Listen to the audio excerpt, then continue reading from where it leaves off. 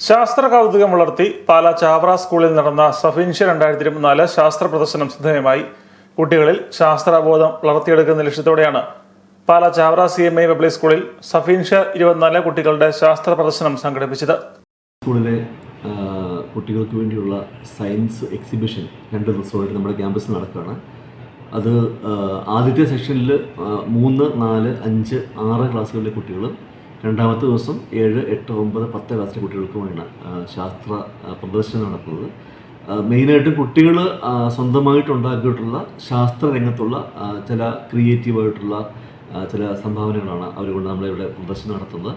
നമ്മളെല്ലാ വർഷവും നടത്തുന്ന ഒരു ശാസ്ത്ര പ്രദർശനമാണ്. ഈ വർഷം വളരെ വ്യത്യസ്തമായിട്ടുള്ള കുറേയേറെ ശാസ്ത്ര സംഗതികൾ അവർ എത്തിച്ചിട്ടുണ്ട്. പുതിയ കാലത്തിന് അനുസരിച്ചുള്ള പുതിയ ഇൻവെൻഷൻസ് വരേണ്ട കാലഘട്ടമാണ്. അപ്പോൾ നമ്മുടെ കുട്ടികളാണ് അത് ചെയ്യേണ്ടത്. അപ്പോൾ അതിനോട് പ്രോത്സാഹനം കിട്ടാൻ വേണ്ടിയാണ് നമ്മൾ ഈ ഒരു ശാസ്ത്രമേള എക്സിബിഷൻ നടത്തുന്നത്. കുട്ടികളുടെ കുറേയേറെ ക്രിയേറ്റീവായിട്ടുള്ള എക്സിബിറ്റുകൾ എത്തിയിട്ടുണ്ട്.